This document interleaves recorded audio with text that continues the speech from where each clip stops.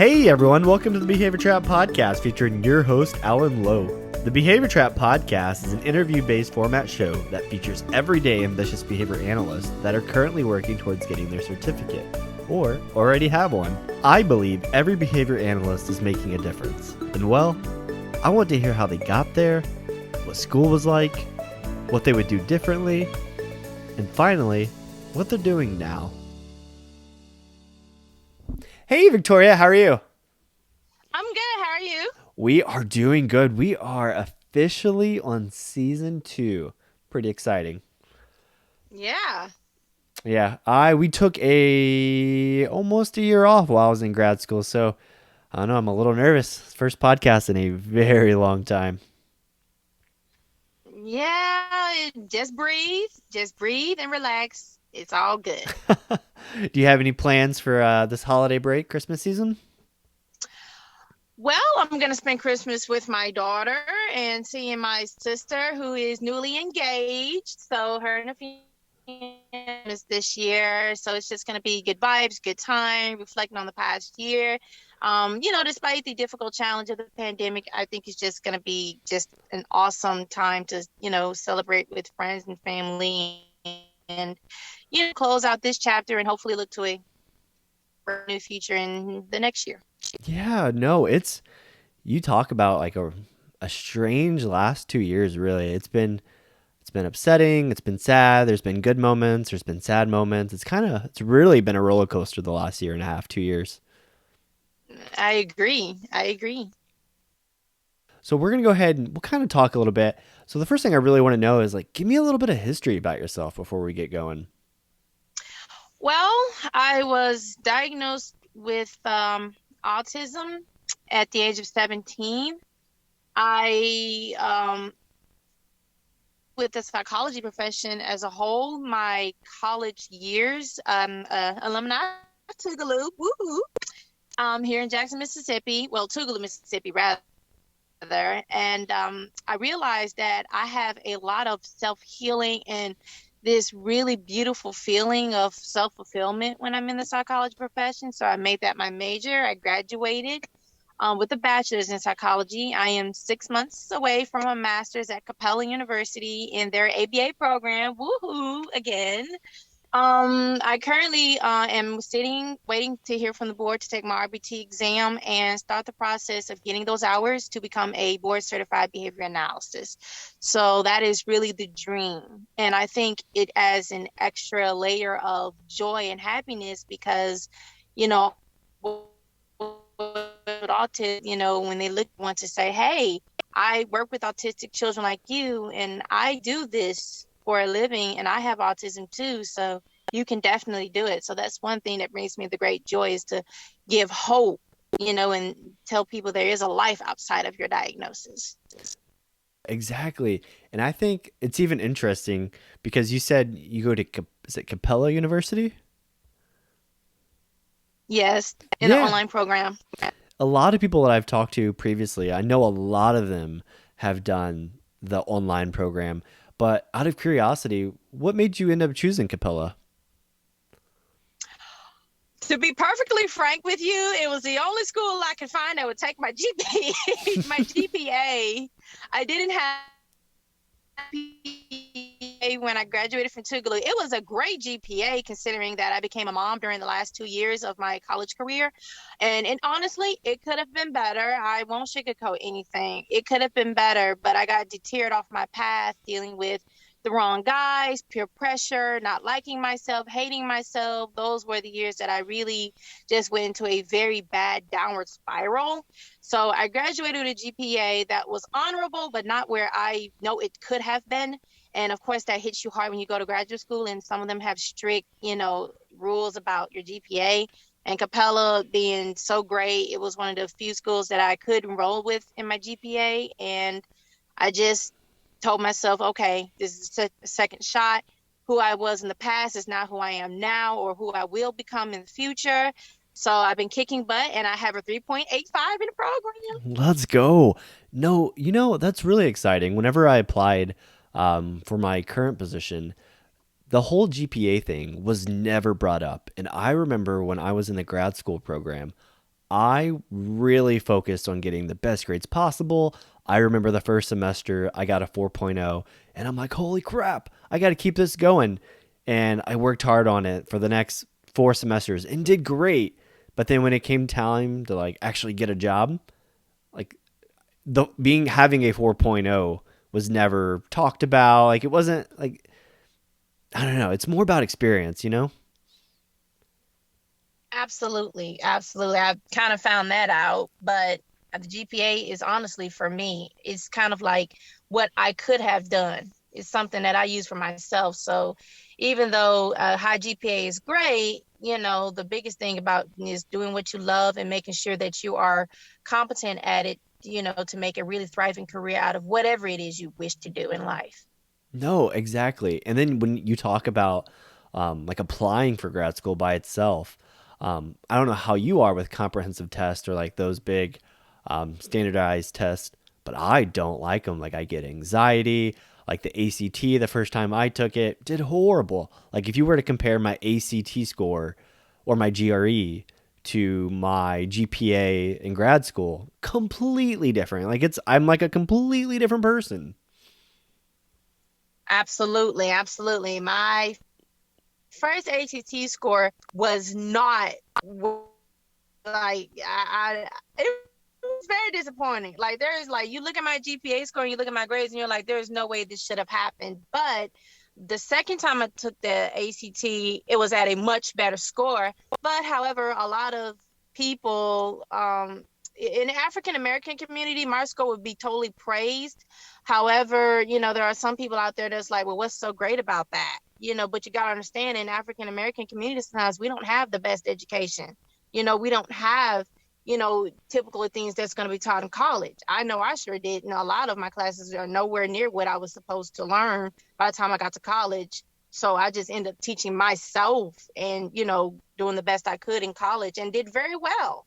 So with that being said, I pretty much can say I worked my butt off to teach what That's I a, needed to learn in college. Yeah, and see, that's awesome. And that kind of segues into the next thing I wanted to talk about. So you've talked about how you go to Capella University. Um, so what's your like day-to-day routine like? How do you study? Got any tips for anybody?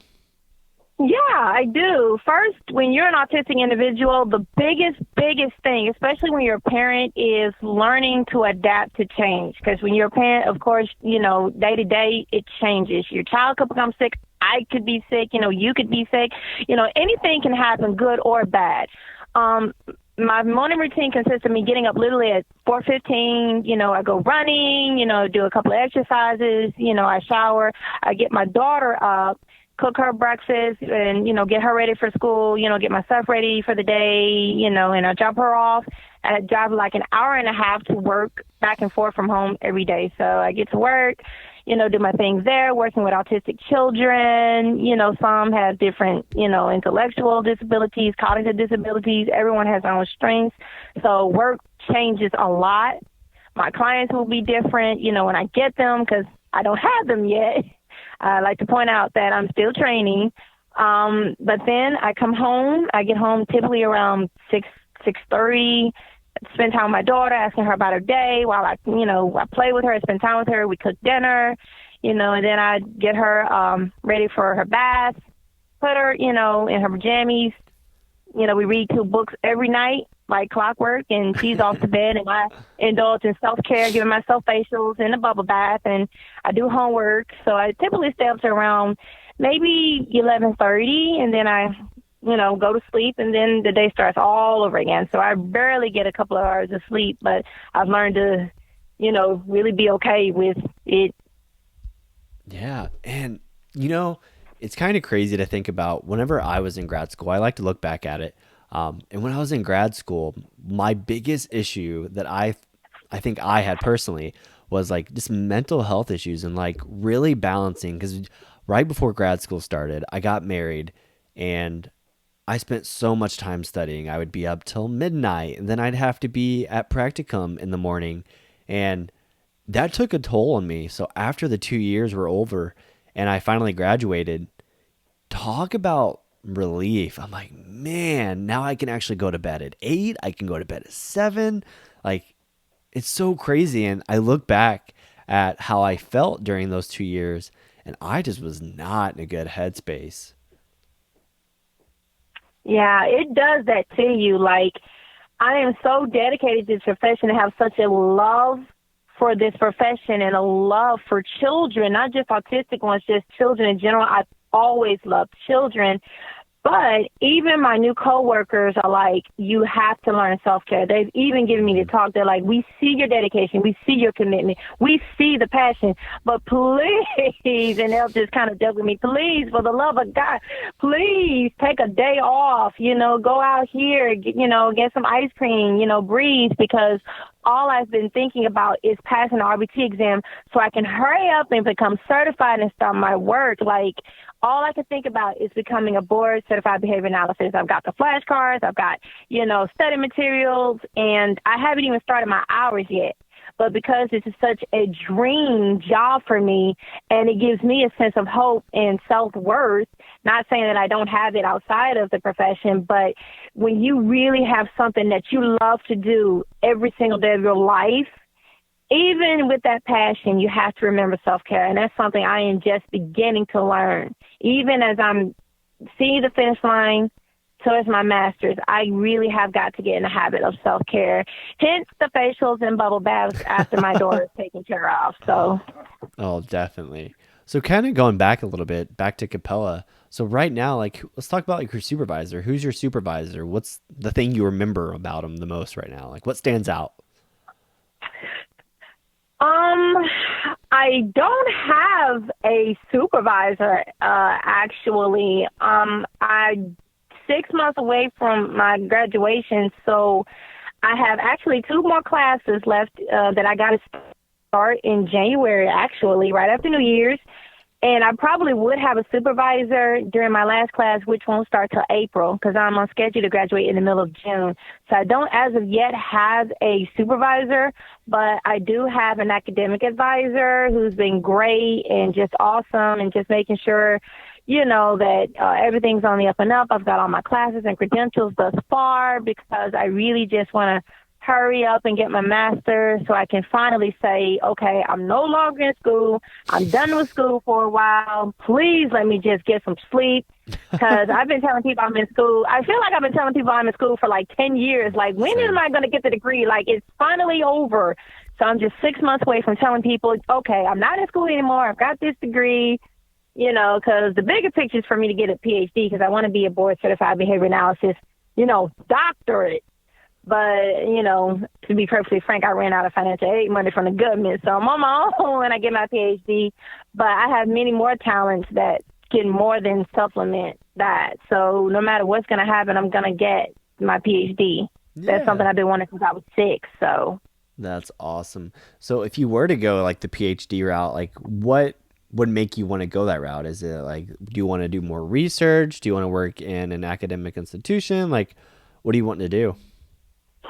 I want to do a lot of research. I want to get out and meet other people and their experiences. Now, a lot of my target area would be in the African-American population. As I've stated, autism is just really not understood nor even cared for much in my experience. Like, a little background, I remember interviewing for a job in a hotel industry. They were just looking for like the breakfast person. And I had at that point 2 years of hotel experience at the desk, so I knew exactly the ins and outs of what the breakfast person was supposed to do. So the job was a perfect fit. I was a perfect fit. And they were like, oh, definitely. They practically shoved the application at me. They were more than eager to hire me.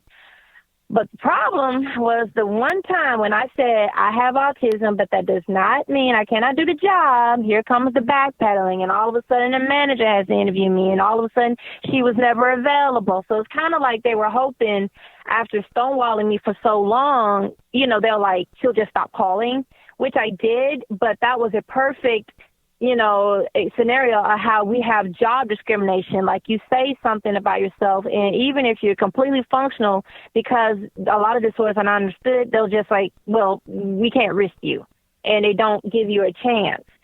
So that's what makes my new job all the, the better, I say deserved, and such an awesome reward and a blessing, because they are aware and they want to keep me there. And I have proven myself to be more than capable of doing the job. So, if you honestly, want to have that quality of life, of course you're going to work for it. But also remember that there are people that love and support you too. Mm-hmm. And I kind of want to touch on that topic a little bit more. So when did you receive your diagnosis? I was 17 years of age. There were other diagnoses that I did fit the criteria, but nothing really stuck. And unfortunately, I used to live in a very low income area. So to be perfectly, honest and blunt, a lot of the care I received was not substantial at all. There are just, some people who are in the psychology profession who are just in it for a check, and they don't really care. So I've been misdiagnosed with schizophrenia or bipolar disorder or anything that you can think of that even I knew at my age I didn't have. So I was literally 17 years old before I was tested like 3 times, and they said, this is what's been going on. It's not a mental disorder at all. It's a developmental disorder. She has social issues. She just didn't know how to socialize properly. And that led to years of bullying and emotional trauma. So with that being said, I had my diagnosis at 17, but I did not come to accept it literally till I was 24, and I'm 29 now. So it literally took a lot of, okay, we found the right diagnosis, but it's also a combination of, okay, listen, you just got to accept this. This is who you are. You cannot change it. Lord knows I've tried.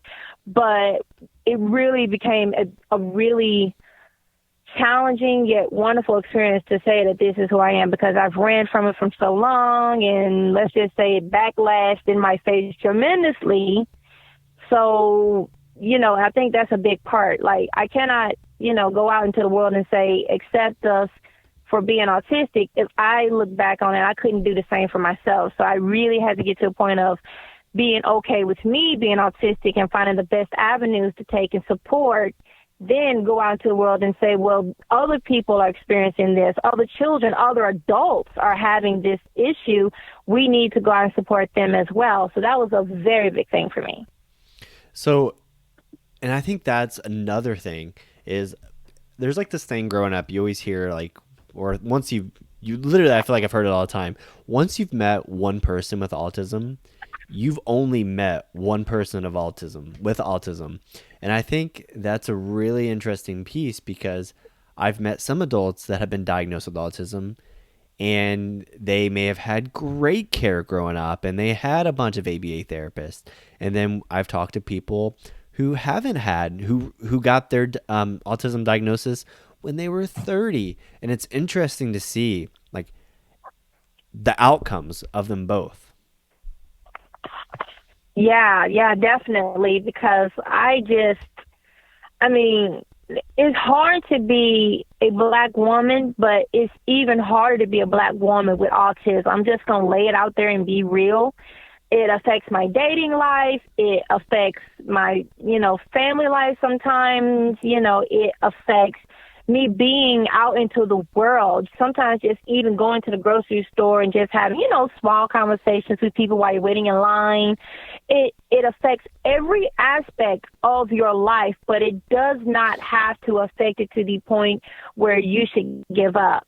It took me literally from the time I was 17 years old until I was 25 to get to a point where I can function in social situations well enough where now people are awestruck that I have autism. They say, oh, there is no way you're autistic, or, but I've seen those autistic people before. They're like this, and you don't act like that. And I cut them off politely and say, well, that's just it. You've only met one particular person with autism. You haven't met me. You haven't met the person down the block that probably has it and you don't even know. You haven't, had any solid leads on what it's supposed to be like. And that's just the thing. There is no supposed to be like. There just is, And I know this is probably like a sensitive, emotional topic, but like, how does that work when you like apply for jobs? Like, do you have to tell people you've been diagnosed with autism, or like, how does that conversation come about?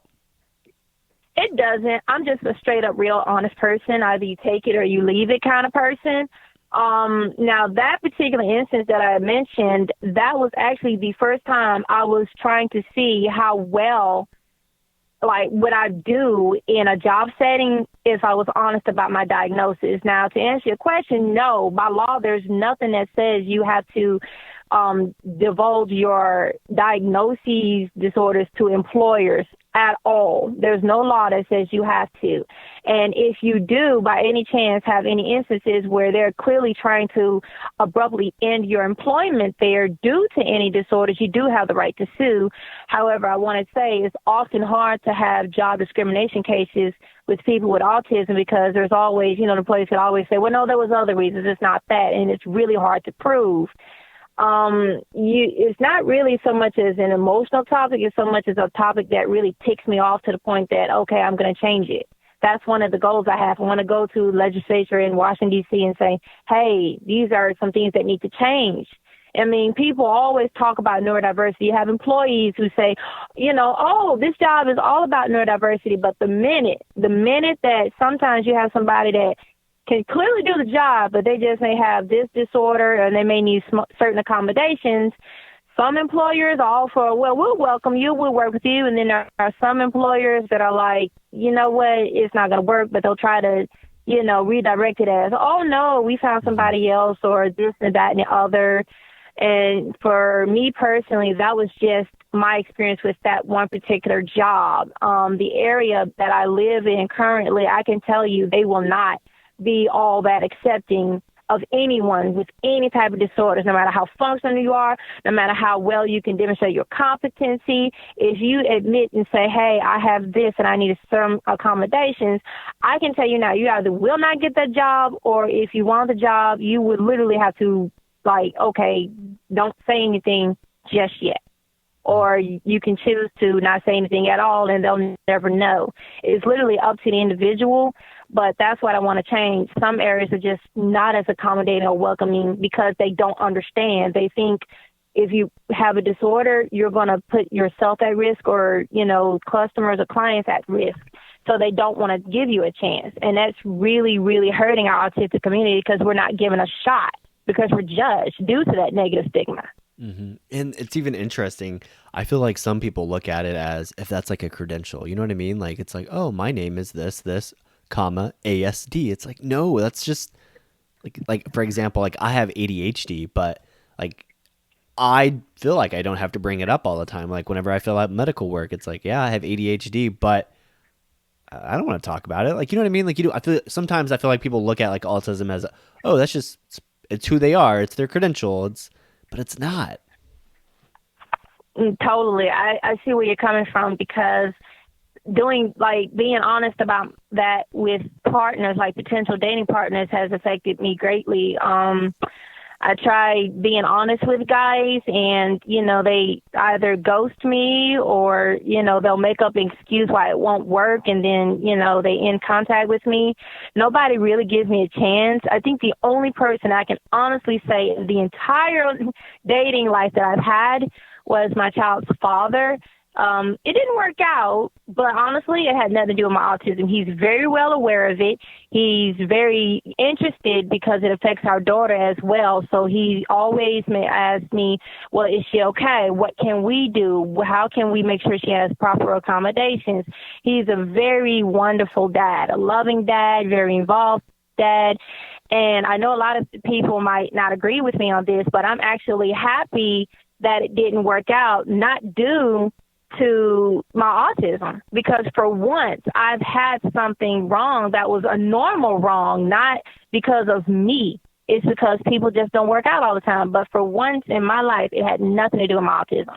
Mm-hmm. So, I really do understand where you're coming from on that. It's just one part of who I am, but it does not dictate or defy me as a person as a whole. But unfortunately, some dating partners, they don't understand it because they think, oh, that's extra baggage, Mm-hmm. Man, that's crazy. So I kind of want to go back a little bit, go back to Capella a little bit. And did you talk about did you have a thesis, or are you working on a thesis, or how does it work there? Well, I was told when I first entered the program, actually one of my first questions was, do I have to do a thesis? Now, I hope I'm not wrong, but from what I recall of the conversation, I believe the thesis was completely optional. Like, you could choose to do a research thesis if you wanted to. Me personally, I didn't, because one thesis in my college career is enough. Let me just tell you, that was a whole year of my life that I'm glad, but I was like, good Lord, I'm going to have to get my degree on my hands and knees because I was exhausted. So, with that being said, I'm like, if it's completely optional, I'd rather not do the thesis. But if it comes down to it that I may have to, I'm all for it. But for as far as I know, I don't have to make a thesis, but I do have to do like some sort of research at the end, but I'm not sure if this is going to be the same as my thesis. But that's all I know right now. So I'll have to get back to my advisor on that. So as of right now, though, in your program, do you have any topics of interest, or is there anything in particular that you're really passionate about? Yeah, I really want to explore some more about how autism changes. Well, it doesn't really change because it's a lifelong disorder, but changes in the sense of you may have had this particular behavior or stemming behavior, things like that when you were younger, but you don't have it anymore. What did you do to change it? Like, how does your individual life allow you to adapt to the point where you don't have some behaviors anymore? Because autism is so associated with children that sometimes it does slip our minds that these children grow up into adults. What about adults with autism? How does that, vibe when you're dealing with, like I said, dating, finding love, intimate relationships, marriage? How do you get to a point where you try to adapt or change as you get older, and you're going to have to adapt to all these things that are happening to you as a young man or a young woman that, you didn't have to think about when you were a kid. Mm-hmm. And see, I think that's even more interesting because I forgot what it was, but I feel like it came out during grad school. Did you ever watch, is it Love is Blind? No, not Love is Blind. There's another show on Netflix that talked about like relations. Do you remember that? It was like relationships with people that were diagnosed with autism. I can't remember. Right. Love on the Spectrum? Love on the Spectrum. Yes. Yes, I saw that. I was like, my God, they have got to call me and get me on the show somewhere, because I could have definitely answered that. Like, it is very hard to date someone on the spectrum. Now, it's not impossible. I don't want anyone to get discouraged or disheartened. It is very possible to find love, but it is a little bit of change to loving someone on the spectrum, because you have to take into consideration that they may have certain adjustments. Like, for instance, when you go out to a date in public place, be mindful that they may tell you, I don't feel comfortable with this. Can we sit over here in this corner? And you have to be understanding of that. You can't say, well, I don't like sitting in the corner. I like being seen. It's not about you when you're dating someone on the spectrum. You got to be mindful that they're people too. And if you want to potentially have a lifelong relationship with them, be mindful of not just them, but of their needs, of their disorder. People forget, we didn't wake up and choose to be autistic. We didn't choose to be this way. It was given to us, and we're making it the best way that we can. Parents are making it the best way that they can, adapting to their children. And that's what we all need to come together and realize. I mean, people are so quick to point the finger and say, you're different, you're weird. But have you ever considered what it is like to be us? It is hard to be us. And I can tell you from experience, my dating life sucked tremendously. And it was even harder as a Black woman. I did date outside of my race a lot. I've had a lot of wonderful relationships with guys who were, not African American. And that actually explored a lot of racial issues as well. Like, any boyfriends that I had that happened to not be Black were quite receptive of it. But, life happens, and, it didn't work out on other levels, or perhaps they relocated at the time and we lost touch. But every time when I tried to date inside my race, outside of my child's father, no one was accepting of it. So as of now, I'm single and I'm, totally fine with it. But I'm at the point in my life where, like, I accepted myself for who I am. This is where we are if you want to be with me, and I can't change that. So it's, I kind of put the ball in their court. Like, you don't have to accept it, but if you want to pursue things with me, you're going to have to, So it's kind of like me creating my own boundaries with that. Mm-hmm. And I know one thing that show talked about a lot was how, like, the importance of, like, shared interest. So, like, with one person that's been diagnosed with autism, if they had a passion and the other person, I guess, or their spouse did not share that interest, it was almost like an immediate, nope, this is not going to work. Is that how it really is in your case, or was that just maybe something for, like, reality TV? Definitely no. I wouldn't say reality. I would not say reality TV at all. Those who are probably on the severe or moderate portion of the spectrum, it is known that people with autism, when they find something that interests, that's all they'll talk about. That's all they'll think about. That's all they'll do sometimes. Like, for instance, in my case, I have a very passion for painting. But I had to learn through a lot of work in my social skills that I love painting, but I can't necessarily talk about it all the time. Like, there are other things the other person is going to want to talk about or be interested in. So I try to engulf myself in that and find out what they're interested in and be a part of it. And if it didn't work out, in my case, it was never a case of I wasn't interested or didn't take an interest into what they were passionate about. But I never had a chance to explore that particular part of it too much, because by the time I mentioned I was autistic, sometimes that was it. I wouldn't hear from them, or, in my case, when I dated outside of my race, they'd be like, oh, well, that's totally fine. I can tell you're functional, you're okay. Like, let's try, maybe, we can still end things on good and be friends. And oftentimes that happened, and oftentimes not. So for me, it was just a case of, yeah, I'm interested in this, but I want to know what interests you as well. And, if we don't work out, at least it won't be on a point of you didn't take the time to be interested in what I like to do or be. Yeah. And it's even, sometimes whenever I don't know how you felt, but, like, whenever that show was on, how much of it do you think was, like, were they just pushing for reality TV, if that makes sense? Like, I know Netflix makes money for entertainment, but how much of that was, like, real though? Oh man, to be honest, I can't say, because, due for editing purposes, there's so much that could have, been included, like the real stuff, but I guess they only included the juiciest stuff.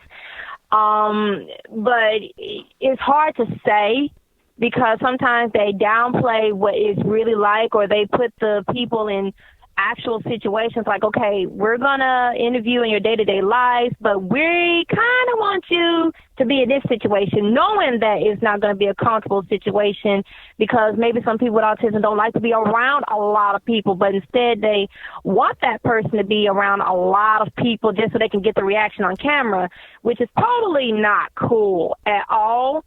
Because for me personally, I would never make a good reality TV person, because my life is totally boring.